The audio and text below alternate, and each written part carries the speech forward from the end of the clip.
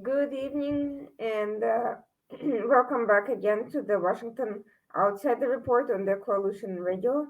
Um, with us today is Scott Morgan. We are going to be discussing the Wagner Group and this Russian militia's recent entry into Mali and the events surrounding that situation. What is the context?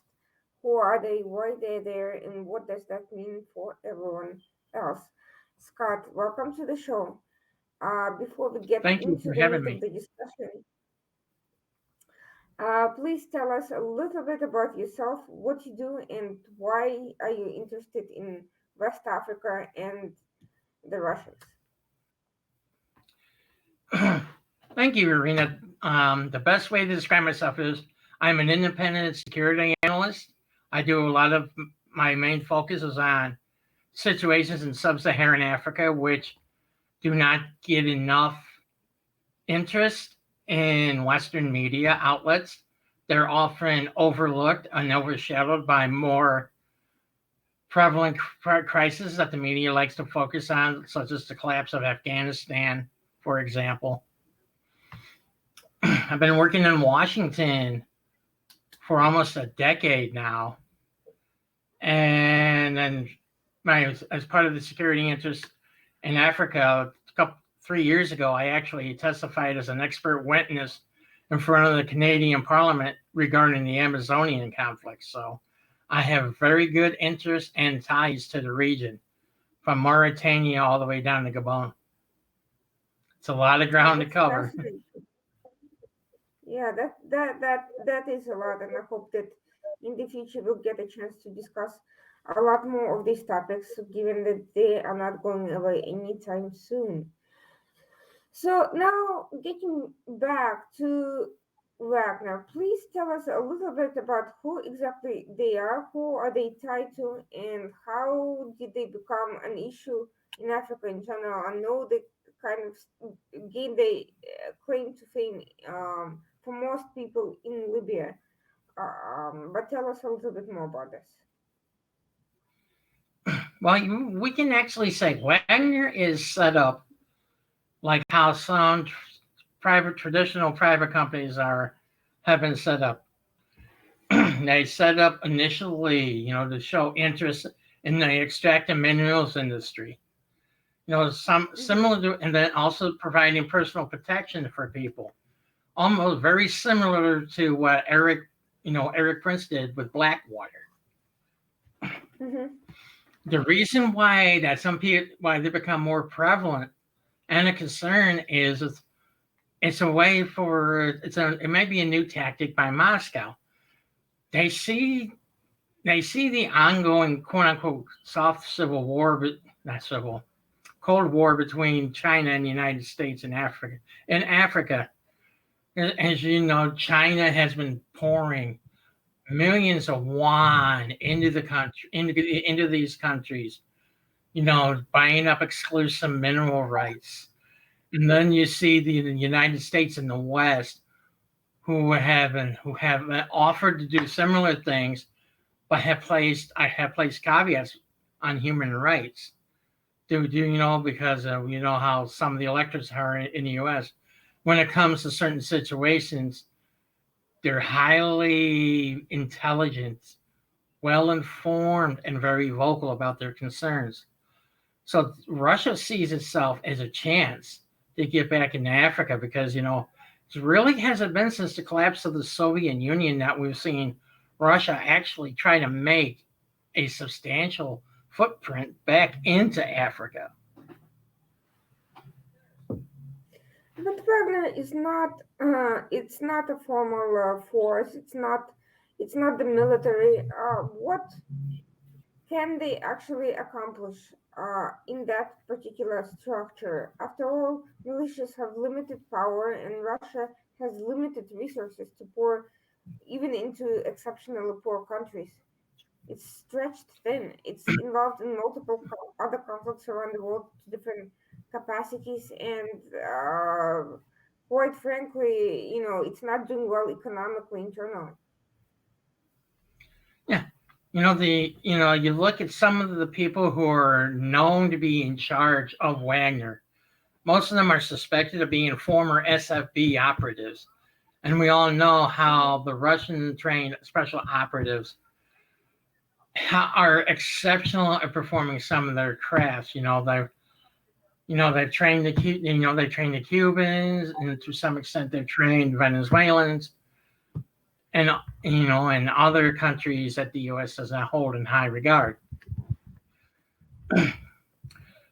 By portraying themselves as a third party, there's just they're saying you don't have to rely on China on Chinese money. You don't always have to rely on American technology. We can actually do this at a more beneficial cost to you.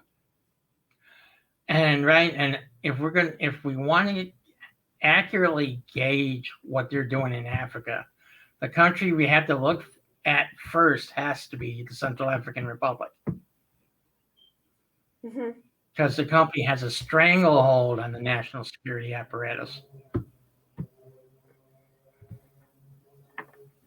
So how did they get engaged in Central African Republic? Why there?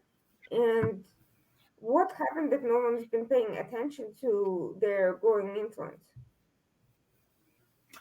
Believe it or not, they went into the Central African Republic by receiving a waiver from the UN Security Council to go and train 2 battalions of the Car Army, which is called for under the peace deal, which led to transitional government and elections, and to arm and equip them. Over the last 3 years, we have seen the company take over. Valery Zakharov, who is a Russian, is the national security advisor to the president of the Central African Republic. He owns 2 other companies. One is Sari Sete, which is considered to be the Central African Republic's subsidiary of Wagner. They have, and it was they worked in conjunction with Rwandan troops and the UN peacekeepers in order for there to be elections that were run last December. They have a good footprint. You've seen the Russian PR machine actually turn out movies glorifying the Russian efforts to stabilize the Central African Republic. They have gone they're going full bore on this country. But as you know, we're starting to receive so far this year, we've received several reports that Wagner operatives have committed atrocities at gold mines by attacking the miners themselves. So then, that's one thing that they're under investigation for. And then there was the interesting comments from the UN today regarding what's going on in Libya, and the reports that, when it comes to committing war crimes, Wagner may not have clean hands there.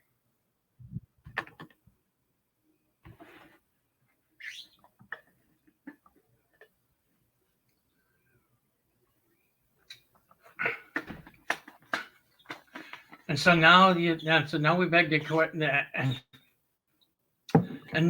like, this is not the first African country we know that they've been into.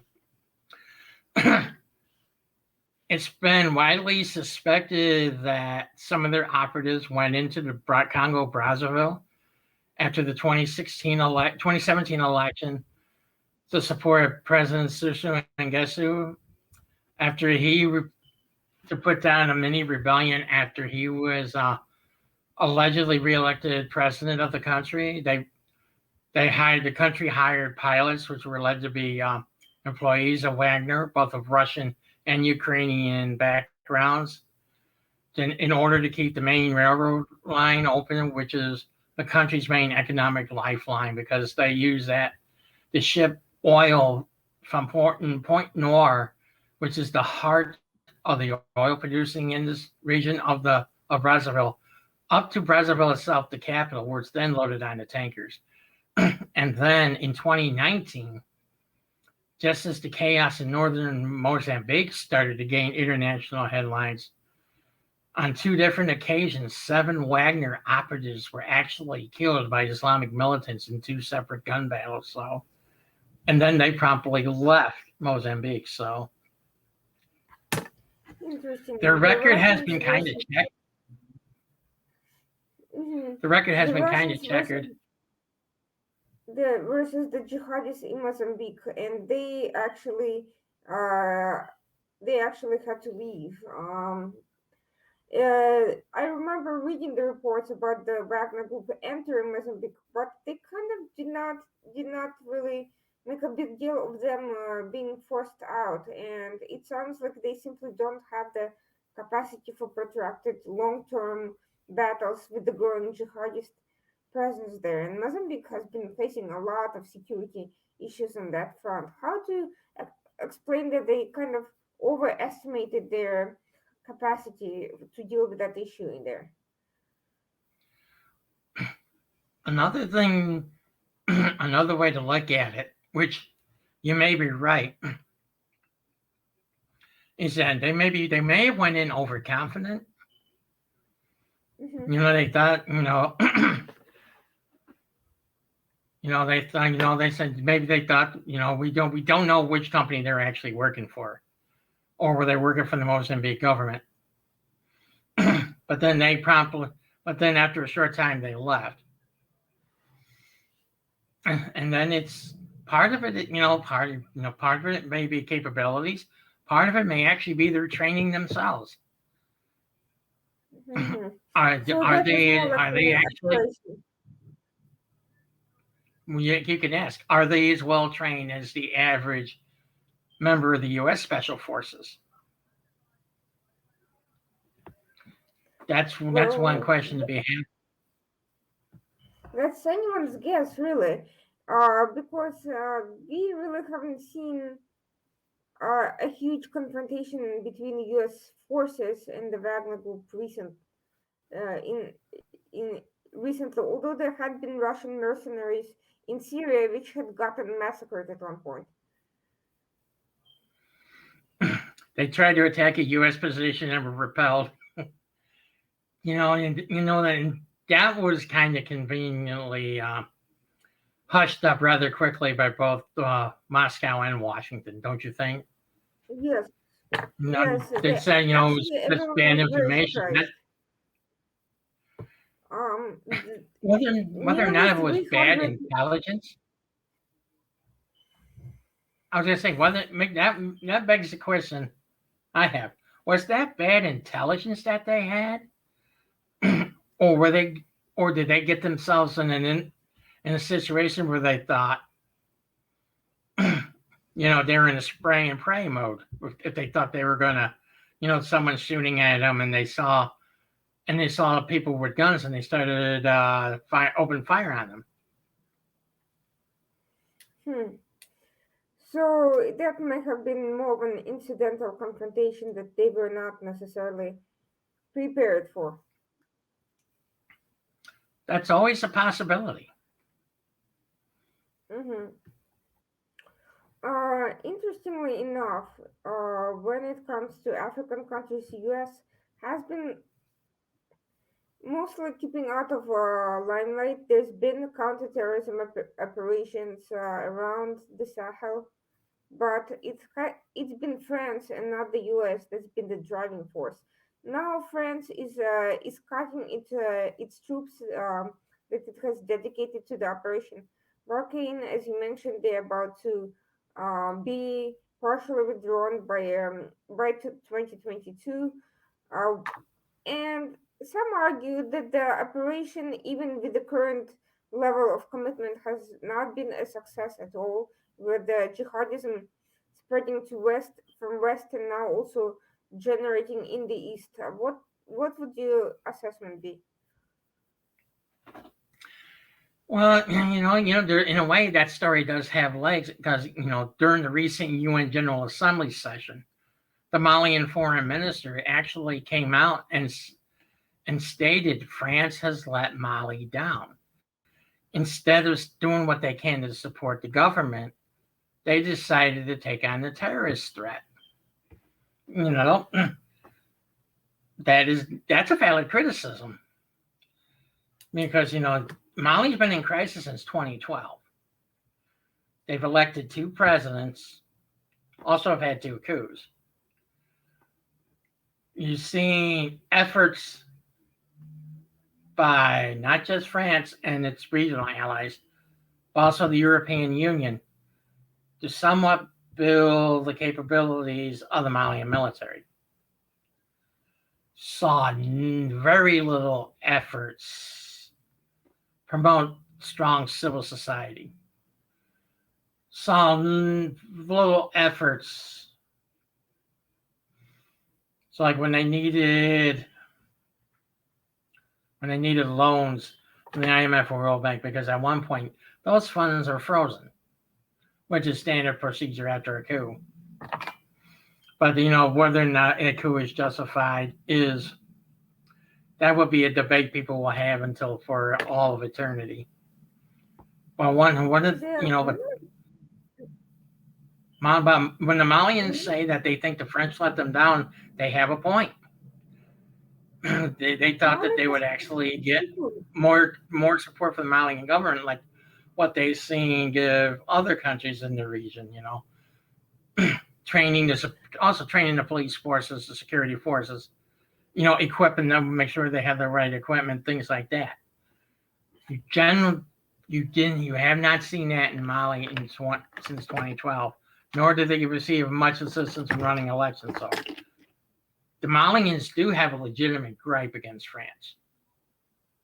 So Mali has faced 2 coups in the past year, and many believe that France was actually behind those coups, and that actually, as a result of those coups, not much has changed. Why would they say that? And what do you think? Have there been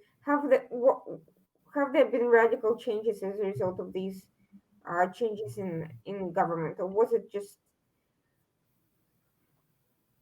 I've had the pleasure of interacting with several Malian government officials over the last few years. They've always been asking for assistance. They've received some assistance from the Obama and Trump administrations. There's going to be a change in the upcoming in the Biden White House about that Africa strategy and the National Security Council that should give some type of optimism. But, there may be a crisis with the U.S. due to the fact is that they've ordered a military transport in December, an Airbus C-295, which under U.S. sanctions law violated the Child Soldiers Prevention Act because some of the components are manufactured in the United States. That plane cannot be delivered to Mali. That could lead to another row because the foreign minister was in town in August, and he was and they were begging the White House, for a security waiver so they can actually get that transport because it would greatly improve their military capacity. But the deadline's approaching for the administration to make that decision about what they're going to do. And obviously, we've seen the country is hedging its bets. They've received a couple of Mi-17 helicopters from Russia within the past few days, which I shared the pictures of them with you. They're feeling spurned right now. But someone actually said something to me which was very, very interesting about Wagner. They said that Wagner is good at preserving governments than doing anything else. So with Wagner in charge in Mali, we could expect fewer coups, but not necessarily less of a terrorist threat. Actually, I don't think the threat and the terrorist threat in Mali is going to go away with the French redeploying its forces. anybody who thinks that it does not know the region. Mm-hmm. And and the recent moves by Algeria cutting off Algerian airspace to French military aircraft, which used that route to supply the French contingent for Barkhane. That is another matter. And another thing that's going to be interesting is, well, how long will the EU contingent there? Because the EU also has a small force there as well. I mean, not under operational French control, but they coordinate with them, much like what the U.S. Air Force does with its drones to provide, surveillance for Barkhane. They have units from like Estonia, Germany, several other countries. Several of the countries have let it be known that when Wagner shows up, they're pulling out of Mali.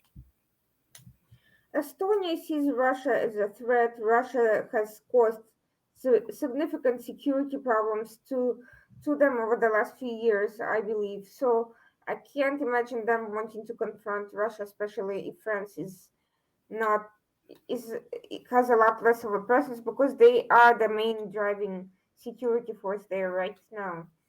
But from the way I look at these security operations, they've all been kind of failing. They've been failing at containing the threat. They've been addressing quote unquote counterterrorism, but not counter extremism. They have not been minimizing the ideological influence, the funding for the terrorism, the local sectarian issues that jihadis take advantage of, or anything else. So, what exactly have they been doing since 2012? What was their actual objective, and what do they think that's going to happen if they simply withdraw?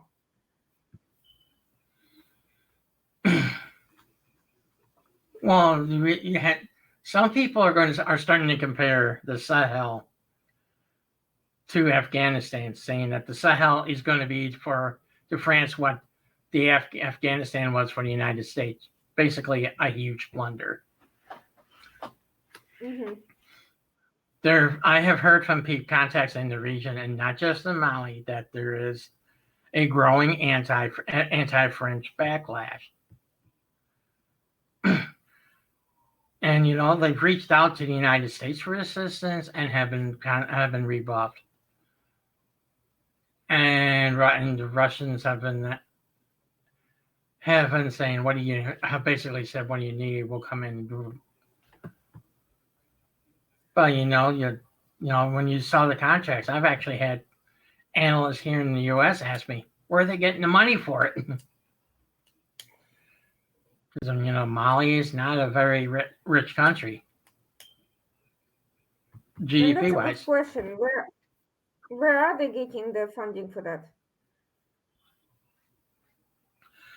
Mali has been the main staples of the Malian economy have been the agriculture sector, and tourism. There are several UNESCO World Heritage Sites in the country.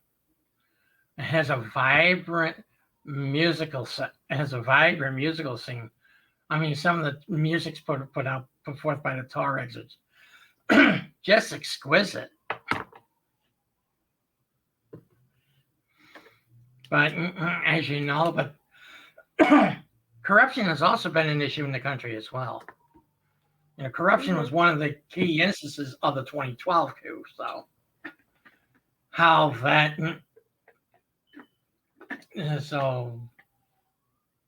did that change? So that's always been one dynamic that does not get looked that often.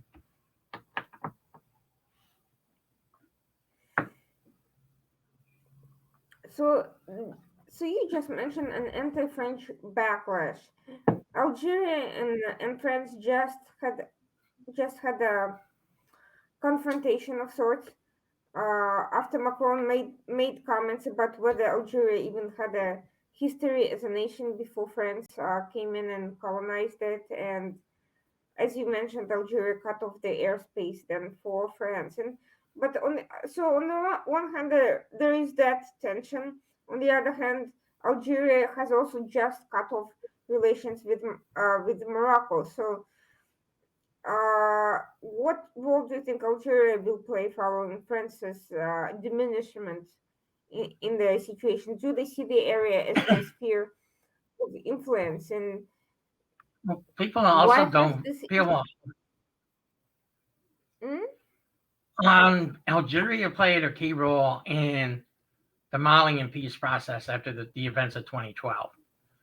So, they had a Mhm. peace conference there that they actually signed a treaty with two of the Tuareg groups in the north that rebelled after the collapse of the Malian military. and Algeria has always been as like keen outside observer. They know it's a situation that can affect them. That's why they'll keep an eye on it, but not overtly meddle in it. In a Mhm. situation like we've seen other countries do. But what do you make of Macron's comments recently? Why did he make those comments about Algeria at all? What sparked this confrontation? Why did he think it was necessary to say that? That is one of the best questions I've ever heard. Some of this info may be simplistic. Bad polls. People forget the close ties that Algeria and France have. Not that the relations have always been good, because that was Mm-hmm. one of the most bitter breakups after the Second World War. By watching, Algeria sees itself as a regional broker, and it's been it feels like it's been ignored by some of the major world players. People, when there's a crisis in North Africa, one of the first countries people generally go to now is Egypt. And So then you also Algeria, on the have one, Mhm. and one of the unwritten rules about an insurgency is that a country that is bordering another country that has civil strife will soon find itself in an insurgency. That is a brilliant rule, which I learned.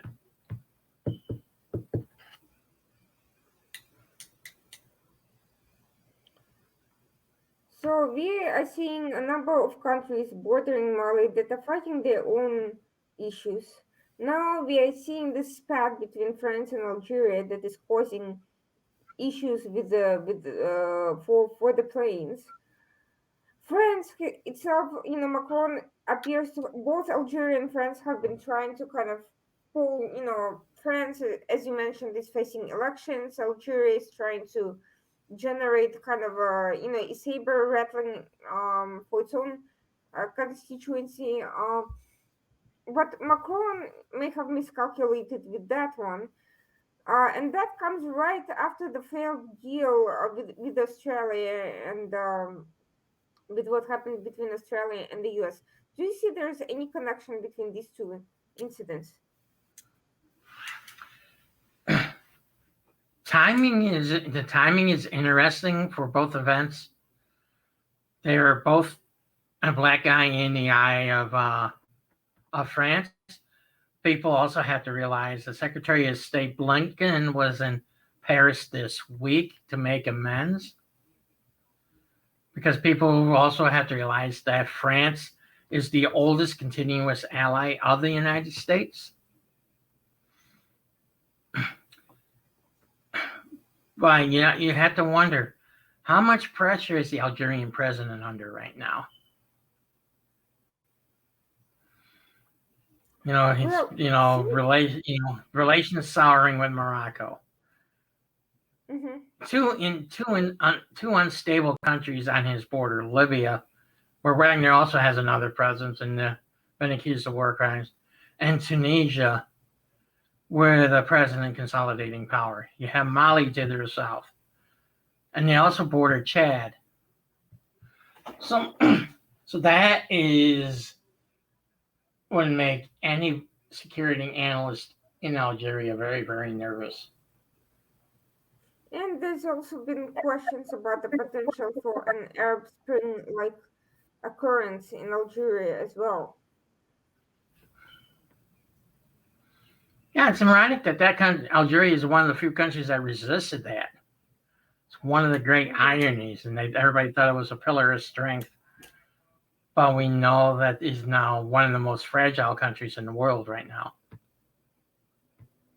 So we can expect a potential insurgency there as well as so there might be even a border spillover of some sorts if things keep going south the way they are. Yeah, and don't forget, there's another country trying to expand its focus in the region. That's also Turkey. So, and that's gonna be, and that's another conversation because they're working Well, at odds with Wagner in Libya. They tried to support absolutely. these Islamist parties in Tunisia. They reached out to the new president to try him to intervene when Haftar's forces were driving on Tripoli. So, so We've also who seen knows what the Turkish elements are. government reach out to the Algerian government, and we've seen some ties growing there as well. But back to Wagner. So the latest that we're seeing is Wagner is entering Mali, but meanwhile, the jihadist threat, terrorist threat, is growing in the region. We are seeing that in Burkina Faso, there's been various insurgency incidents. We've seen tribal conflicts spill over the borders. We are seeing that the more these sectarian conflicts get out of hand, the more the Islamist terrorists seem to proliferate and take advantage of them. Where do you think all of this is going? And do you think Wagner will actually be able to bring any sort of stability, or will it be forced to flee? The answer is they can, but the better question is will they be deployed outside of Bamako? Will they be sent to other places like Kidal, Gao, Timbuktu, places that are outside westernized, where the Barkhane forces have been operating. Hmm. Very northern Mali has been a free fire zone for years. I mean, at one point, A groups were refusing to go there to set up operations because of the risk to their personnel, whether they be local or brought in from overseas. The honest question to that is how will they be deployed? Will they be used as glorified bodyguards to ensure that the junta actually makes it to the February 2022 elections, which I've actually have heard people suggest that should be delayed, Hmm. or will they actually be going out into the field conducting operations looking for the jihadists and their allies? Will they be going across the border into Niger again? Will they be going operating up near the border with Algeria, near the border with Libya? Their area operations will tell us what their mission is in Mali. Hmm. And so far, have there been any clues to that? Not yet. But there's one thing about this that it really interested me because this announcement did not come from Bamako. It was actually announced during the UNGA session in New York. and, and Foreign Minister Lavrov casually announced, "Oh yeah, Mali asked us officially if they could talk to Wagner about deploying their, about their deploying to Mali." And Lavrov gave a capitalist answer stating, Well, through a private company, the Russian state doesn't have the authority to tell them where or where they can't Mm. operate. It was kind of a diplomatic answer at the UN. But I was Sure. kind of surprised that the announcement was actually made in New York, not in Bamako or in Moscow. Because when they signed the deal to support General Haftar in Libya, they signed that deal on a Russian warship floating in the Med. Because, these two deals are striking in comparison about how they were done. Because you saw how General Haftar was actually welcomed by the Russian Navy when he landed aboard that Russian warship, you know, by the crew of the vessel. And then you just have this as somewhat like an offhanded compliment by the Russian foreign minister at the UN General Assembly. So that was a very Interesting. interesting contrast. It's funny because I've been to Libya last year, and I can tell you that the Russians were not particularly wanted there, and frankly, that arrangement appears to have been made out of just dire necessity. But definitely making an announcement in New York on an international stage is a world of difference from some local bilateral arrangement of convenience. And that makes me wonder just how much the US administration has been invested into kind of essentially pushing what they can off to to Wagner in some respects. Do they?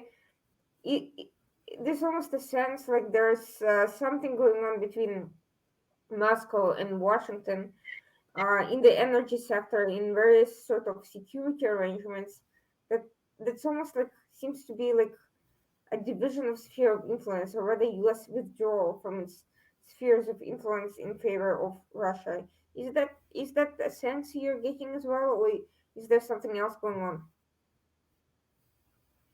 There could be something else going on because right now, basically, when it comes to African issues, the U.S. is paying more attention to what's going on in the Horn of Africa than they are in the Sahel. Partly due Hmm. to the fact that some upcoming Somali elections are not going to be a pleasant sight. But when it comes to the Sahel, the people, it's it's almost like we do it. We're mailing it in. We realize that we have an interest there, but Hmm. we want to do it with the smallest footprint we have available, and that has for the last few administrations that has always been using UAVs and using special forces. But we They have seen that they this view it's more tactic. cost Mhm. effective.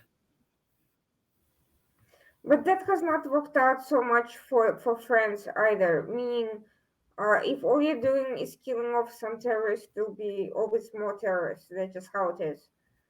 What exactly are they hoping to achieve?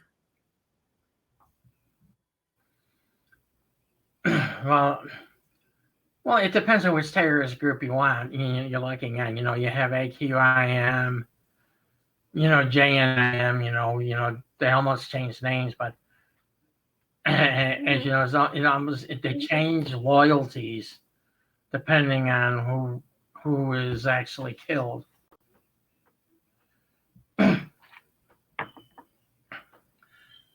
But you watch, but there are several signs that we should actually, in Mali we should actually watch out for because earlier this week an Egyptian peacekeeper was killed near the Malian, not near Malian, the Algerian border.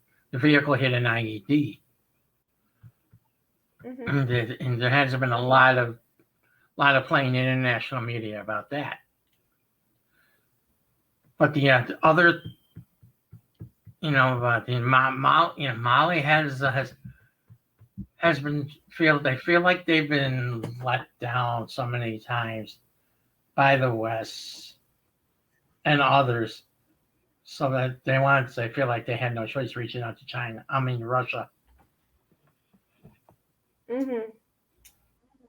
Do you think And US I has a good grasp mhm, of the security situation really, and what jihadist group is where and whose loyalties are where? Do you think there's that general sense, or are they just there to in the area to keep, you know, some sort of a presence, but without really understanding the local conditions?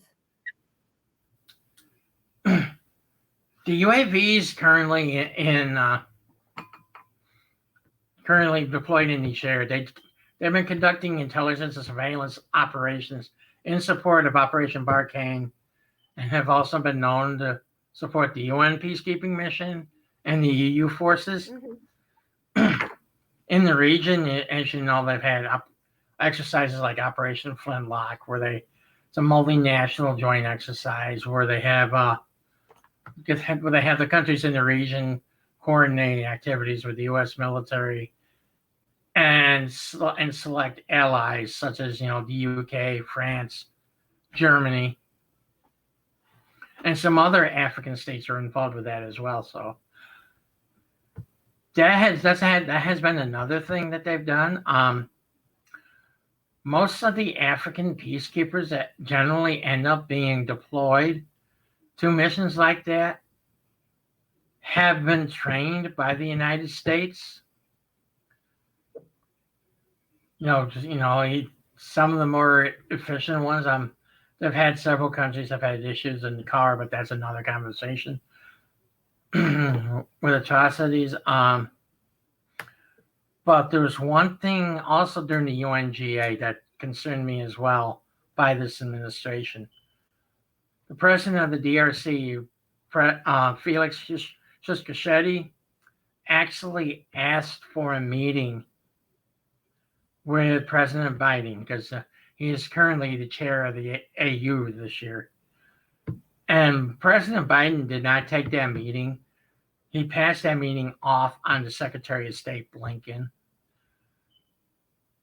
That would, if the U.S. offers anything to an African country, they will probably look at it and try to determine whether or not is this administration serious about helping us. Hmm. Are they trying to do this to make themselves look better to the electorate? Or is this just something that is meant to embarrass us? I mean, I would actually take a second glance at after what happened in Afghanistan. A lot of African countries are probably thinking that right now.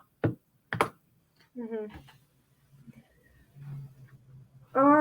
What sense are you getting about Biden's Africa strategy? Everyone's talking about it, but so far it's not clear what it's going to actually entail in real life.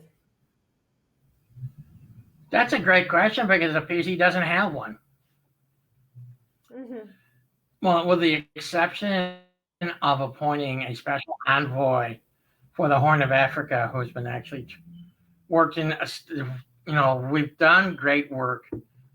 Most of it started by the Trump administration with the transition in Sudan, but as in Hmm. Kenya, Somalia, Djibouti, what's going on in Ethiopia, that seems to be more of a focus of this White House than any other part of Africa.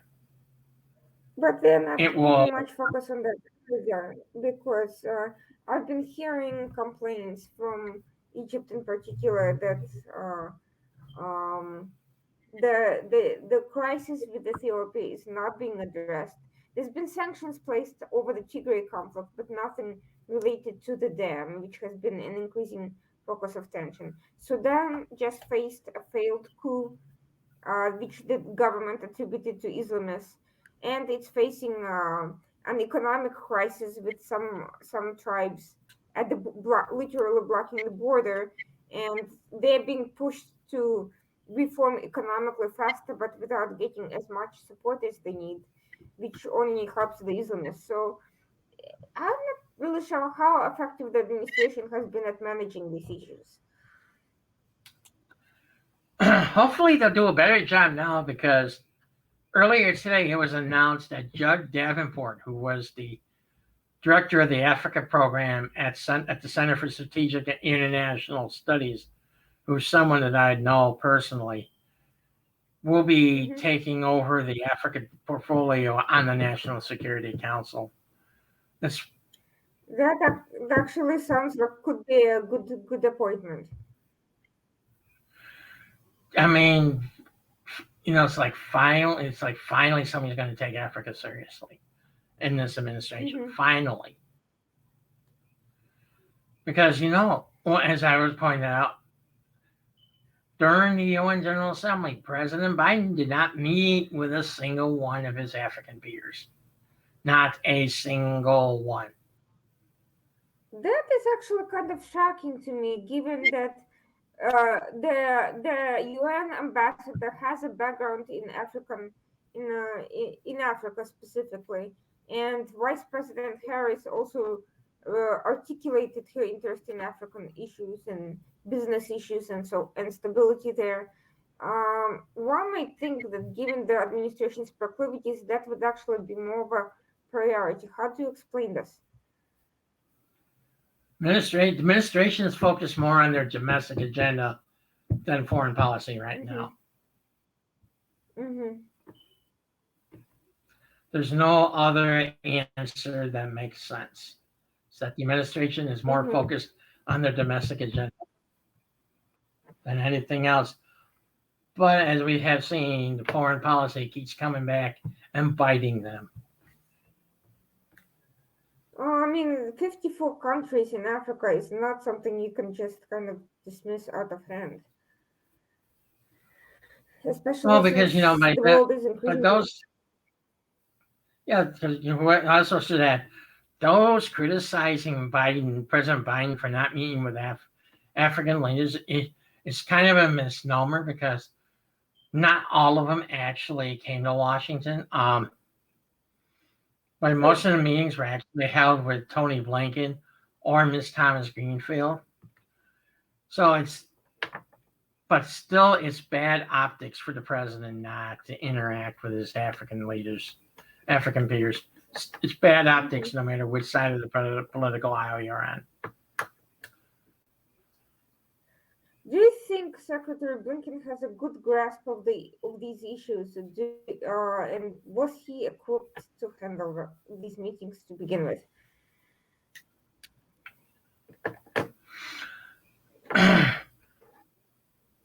Yes and no. That the administration has been good regarding the Tigray crisis. Hmm.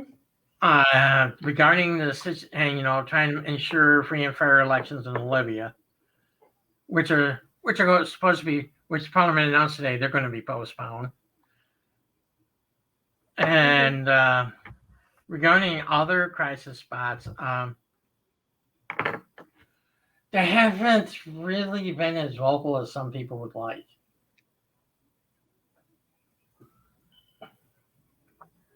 Because they haven't really said It's anything interesting. about the situation in Car.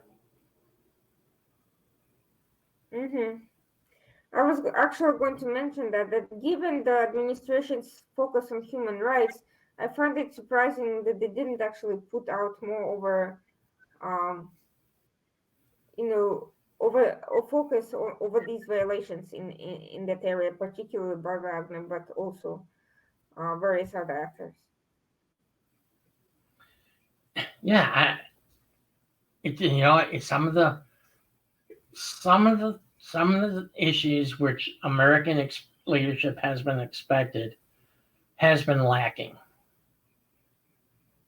I mean, I noticed they put out many human rights related statements too, or about Egypt and Morocco, but not so much literally anyone any and also as you said the Tigray crisis because it's just been so much in the media, but not really much to other actors in in the continent, and that's kind of very strange actually. In some of my other conversations, Irina, I hear the same conversations about the situation in Nigeria. I've been hearing the same Mhm. conversations regarding the DRC. I've also been hearing the same conversations about Cameroon. It's like, where's the U.S. leadership? What are they going to do? What are they? What is the Nigeria, administration willing to do?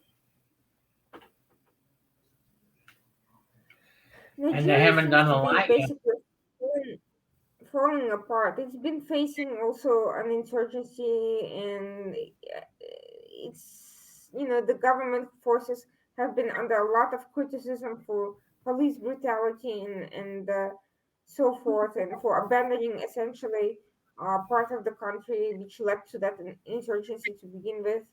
So I'm not really sure what is happening, but the more these countries become destabilized, the more there's going to be, an assortment of groups and militias and security threats affecting other countries as well. And at the end of the day, a number of these countries are also connected to Middle East and Europe, and we can expect an influx of refugees coming in as well in the future if things keep going the way they are. And we can't forget the impact that COVID-19 is going to have in making tensions even worse. People will be people will want to move. They'll be searching for food. They'll be searching for medicines. That's another issue. The handling of You know, COVID God, 19 in some of the Mhm. I was going to say, and it'll make existing, some of the tensions that have existed for decades. They could become hot. They could simmer and become hot again when people wanted. It's been a while, so why is this cooking up now? Well, I would say that leadership crisis in a number of Western countries has probably made it easier for various actors to take advantage of that and push for their agenda with more aggression.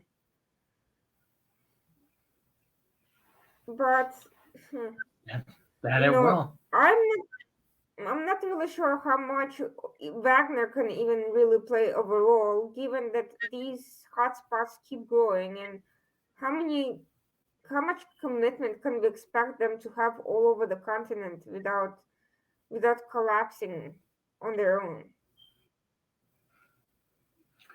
They'll be there as long as the money keeps coming in. So long as the cash flow goes into their coffers, they will be there conducting the operations they need to do to preserve and protect their clients. Hmm. Whether it's the government or another entity, could be a business that they could actually retain their services. You know, it was because one of the reasons why Wagner ran into Mozambique was because of the oil, the huge strike in natural gas. Other than the other than Arab Princess groups, have you seen any of the U.S. kind of private initiatives that could rival Wagner potentially and play a similar role, or is that something that's kind of been discarded as a concept? Well, if you're talking about groups like Triple Canopy and everything, they generally keep their operations hush hush. As long as they fly Hmm. under the radar, nobody will give them any credence to what they do. Yeah, well, Wagner's been very public about its operations, and you mentioned earlier the inspection, UN visit to Mali coming. Can you talk a little bit about that? You're talking about the UN Security Council visit to Burkina Faso and Niger. Yes, yes, yes, yes. And they're not Well, coming into Mali. I do not know the exact time frame for that visit. I'm sorry to say, Mm-hmm. but the presidency of the UN Security Council this month is with Kenya. Mm-hmm. So, and it's great to see Kenya, despite his faults, with Somalia and other things in internal politics, trying to act as a peacemaker, because they've actually, they've actually, they've act, they've actually sent delegations to interact with ECOWAS after the 2012 coup, and to see them take the proactive stance about the situation tells me that the Kenyans are paying attention to what's going on in the Sahel. Be nice as some other countries were. Interesting. Who do you think should be playing more of a role there? That isn't.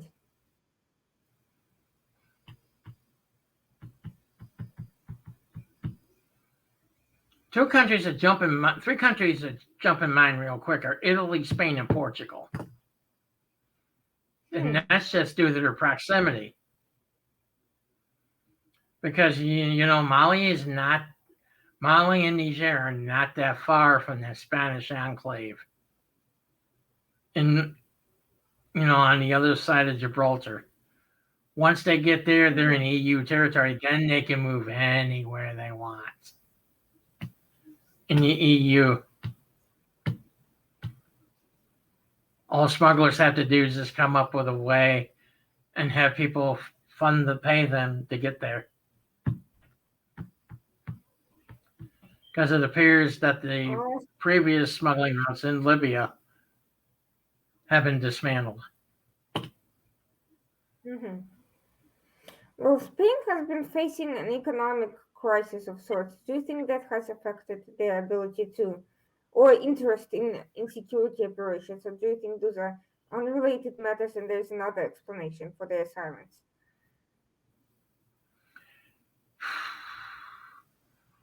So much to the point I can ask, what country in the world is not in economic crisis right now?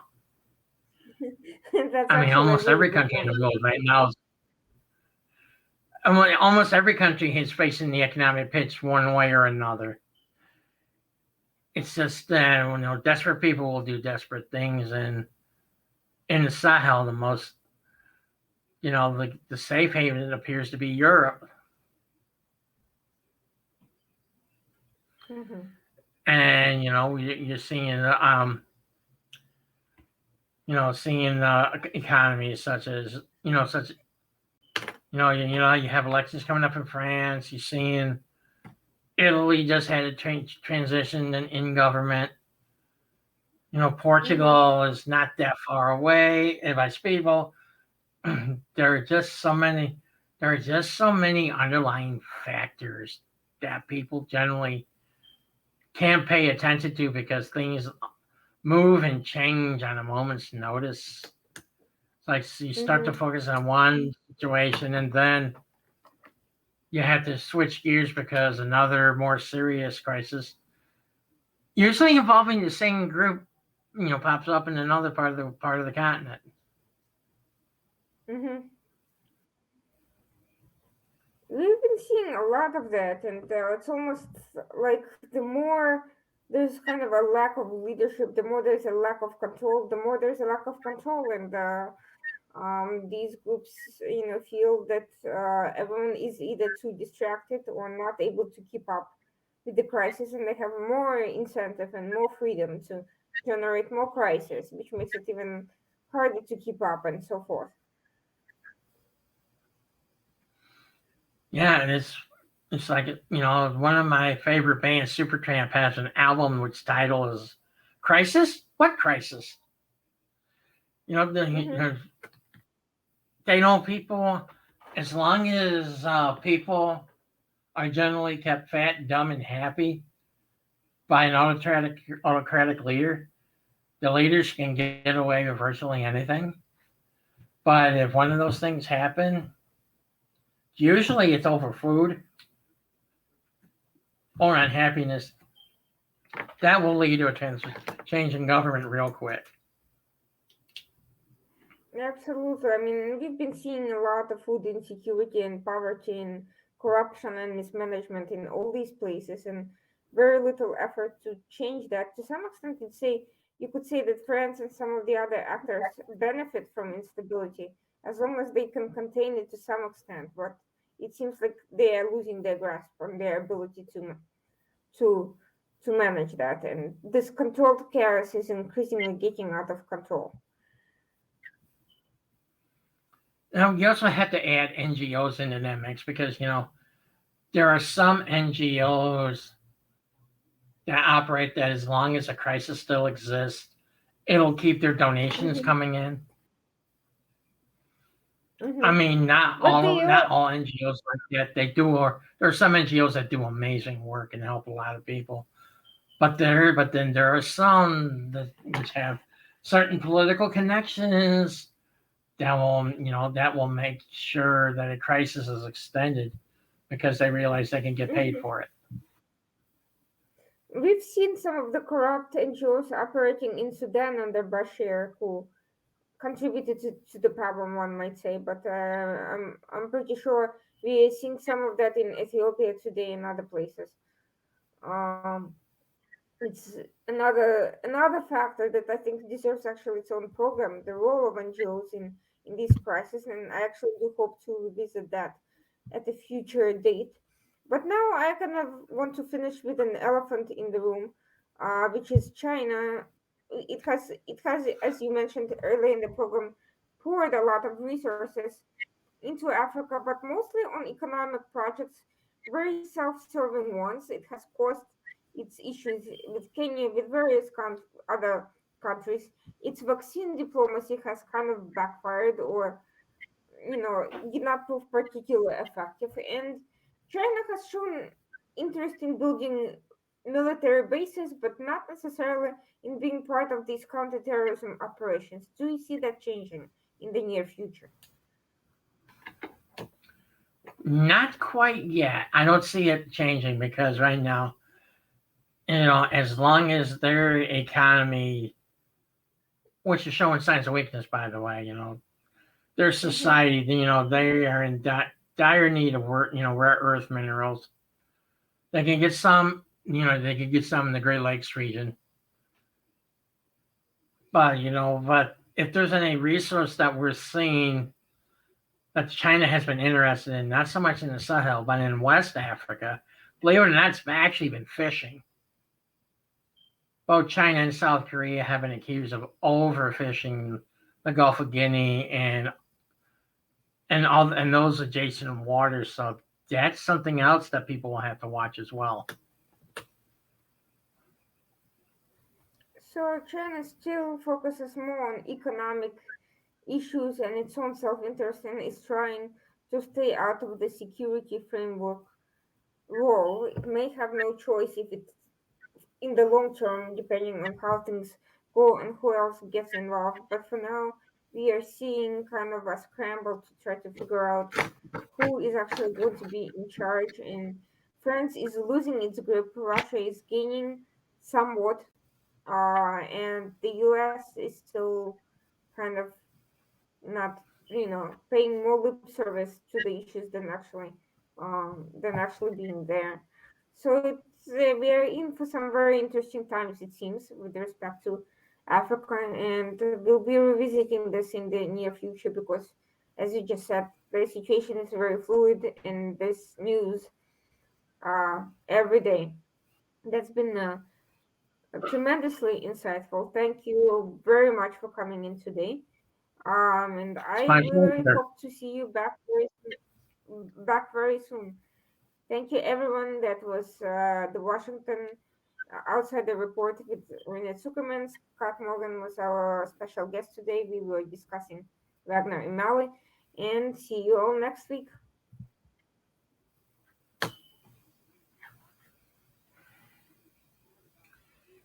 Thank you for this. Now, hopefully, we can catch up. When we should actually catch up and try to figure out what's going to be the next crisis spot. You should actually do one Good for which idea. would be predictions for 2022.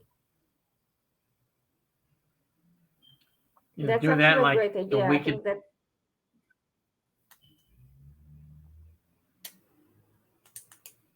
Yeah, that would be fun to do. I like that. Staying one step ahead of the mess. Yeah, you'd be surprised at how many people when I do that to them and here in DC it drives them nuts. It's like, how come you know this before everybody else does? It's like, well, I talk to Africans. And I Oh also my gosh, interact with I hate security the analysts. Beltway bubble. Hmm. I It's think I just think sometimes it's a I'm matter of thinking paying of attention. actually. I think Thinking about maybe in actually the doing future what? we could maybe do a joint program with some of these from some African representatives and maybe have them speak to the public directly and have a panel actually discussion on these issues.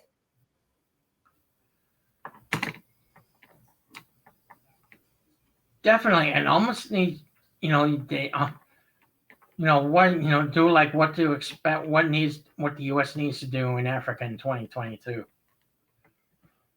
Oh, I like that idea. Let's keep it in mind. I'm actually thinking of maybe organizing a panel in the next couple of weeks regarding that. All right, Yeah, please keep me in the loop for sounds that. good. For sure. Yeah, no. I'm definitely going to send you a message in a bit about that. Thank you so much again, and No, we'll be in thank you for touch. We'll having talk me. very soon. Absolutely, All right, anytime. Have a good one. you too. Thank you.